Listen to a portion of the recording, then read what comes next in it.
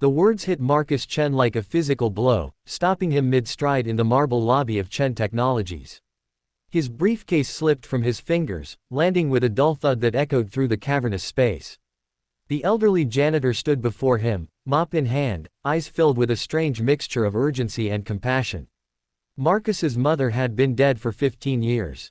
He'd watched her casket lowered into the ground on a rain-soaked October afternoon, felt the finality of dirt hitting polished wood, carried that grief like a stone in his chest ever since.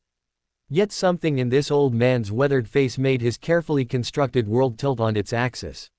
"I'm sorry, what did you say?" Marcus's voice came out strangled, barely above a whisper. The janitor, whose name tag read, Henry, stepped closer, his arthritic fingers trembling slightly. "Your mother, sir. Caroline Chen. I saw her at Riverside State Asylum last Thursday. I volunteer there on weekends, reading to the patients. She's in the long-term ward." Marcus felt the blood drain from his face. His mother's name. This stranger knew his mother's name. "That's impossible. My mother died in 2008. I was at her funeral." Henry's expression softened with a sadness that seemed to carry decades of weight. "I know this sounds crazy, Mr. Chen. Believe me, I wrestled with whether to tell you. But I've cleaned these floors for 3 years now, and I've seen your photo on your desk. When I saw her last week, the resemblance was unmistakable. Same eyes, same smile, though she doesn't smile much anymore." The rational part of Marcus's brain screamed that this was insane, a cruel prank, a case of mistaken identity. But something deeper, some primal instinct he couldn't name, urged him to listen. "Why would she be in an asylum? Why would my father tell me she was dead?" "I don't know, sir. But she remembered you. When I mentioned seeing your picture in the building where I work, she started crying. She said your name. She asked if you were happy." Marcus's legs suddenly felt unsteady. He grabbed the edge of the reception desk, his knuckles white.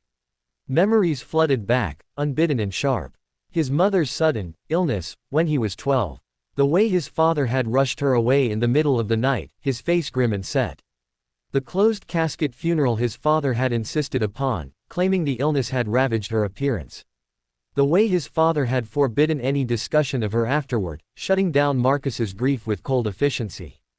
"Take me there," Marcus heard himself say. "Take me to her now." Henry nodded slowly. "I finish my shift in an hour. I'll drive you myself." The 63 minutes that followed were the longest of Marcus's life. He sat in his office, unable to work, unable to think clearly, his mind spinning through impossible scenarios.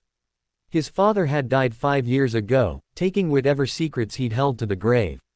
If this was real, if his mother had been alive all these years, locked away in some institution while he'd mourned her. The fury that rose in his chest was matched only by a desperate, fragile hope. Riverside State Asylum sat on the outskirts of the city, a sprawling Victorian structure that had been renovated but still carried an air of melancholy. As Henry's ancient Buick pulled into the parking lot, Marcus felt his heart hammering against his ribs. "She's in the East Wing," Henry said quietly. "They might not let you see her without proper authorization, but I know one of the nurses. Good woman. She'll understand." They walked through sterile corridors that smelled of antiseptic and old sorrow. Marcus noticed how Henry greeted staff by name, how his presence seemed to bring warmth to this cold place. The old janitor, who probably earned minimum wage and whose hands bore the calluses of hard labor, spent his free time bringing comfort to the forgotten. The nurse Henry spoke to, a middle-aged black woman named Dorothy, listened to Marcus's story with widening eyes. "Room 247, she said finally. "But Mr. Chen, you should know, she's not well. Whatever happened to her, it broke something. She has good days and bad days." Marcus's hands were shaking as they approached room 247. Through the small window in the door, he could see a woman sitting in a chair by the window, staring out at the gray December sky. Her hair was silver now, her frame thinner than he remembered, but the profile was unmistakable. His mother. Alive. He pushed open the door with trembling hands. "Mom." The woman turned slowly, and Marcus saw his own eyes staring back at him from a face carved by years of sorrow. For a moment, she simply looked at him, confusion clouding her features. Then recognition dawned, and her hand flew to her mouth. "Marcus. My baby. No, you can't be real. You're not real. They said you wouldn't come." They said you thought I was dead. He crossed the room in 3 strides and dropped to his knees beside her chair, taking her frail hands in his. They were real. Warm. Alive. I'm here, Mom. I'm real. I thought you were gone. Dad told me, he said you died. Tears streamed down her weathered cheeks. Your father. He said I was sick. Mentally ill. Dangerous. He had me committed when you were 12, said I was having delusions. The doctors, they kept me here, said I needed help. I wrote you letters, Marcus. Hundreds of letters. They told me they were mailed, but you never came. I thought you'd abandoned me. The pieces fell into horrible place. His father, so concerned with appearances, with the family reputation. A wife showing signs of mental illness would have been an embarrassment to a man building a technology empire. Easier to make her disappear. Easier to tell his son she was dead than to deal with the messy reality of mental health treatment. I never got any letters, Marcus whispered, his own tears falling now. I never knew. Mom, I never would have abandoned you. Never. They held each other, 15 years of grief and separation pouring out in that sterile room. Henry stood quietly in the doorway, wiping his own eyes. Over the following weeks, Marcus learned the full truth. His mother had suffered from severe depression and anxiety, conditions that were treatable, manageable. Instead, his father had used his wealth and connections to have her permanently institutionalized, forging documents, bribing officials. The letters she'd written had been destroyed.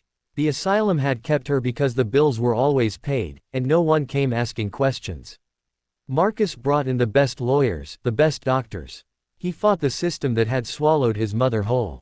And when she was finally released into his care, when he brought her home to a room he'd prepared with pictures from his childhood and fresh flowers by the window, she wept again. How did you find me? She asked one evening, both of them sitting on his penthouse balcony, watching the sunset paint the city gold. Marcus thought of Henry, the janitor who'd earned probably a fraction of what Marcus made in an hour, who'd spent his precious free time volunteering at an asylum, who'd risked his job to approach the CEO with an impossible truth. An angel found you, Marcus said simply. An angel with a mop and the kindest heart I've ever known. He'd tried to give Henry money, a reward, a new house, anything. The old man had refused it all. Just let me keep coming to read to the patients on weekends, Henry had said.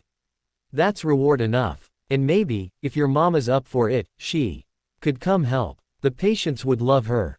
Now his mother volunteered alongside Henry, bringing light to the darkest corners of Riverside, helping other forgotten souls. And Marcus, he'd restructured his entire company's mission, focusing on mental health advocacy, asylum reform, and support for families torn apart by a system that too often failed its most vulnerable. The stone he'd carried in his chest for 15 years was gone, replaced by gratitude for the selfless act of one elderly janitor who'd simply done the right thing, expecting nothing in return. Henry had taught him that kindness doesn't require wealth or power. It requires only the courage to speak up when silence would be easier, to extend a hand when you have little to give, to see the humanity in everyone, even those the world has forgotten. Some angels carry harps and wear halos. Others carry mops and wear the tired faces of those who've known hard work in harder times, but who've never lost their capacity for compassion. Marcus's mother was alive, and that miracle had come wrapped in the simple, extraordinary kindness of a stranger who'd believed that every person, no matter how lost, deserves to be found.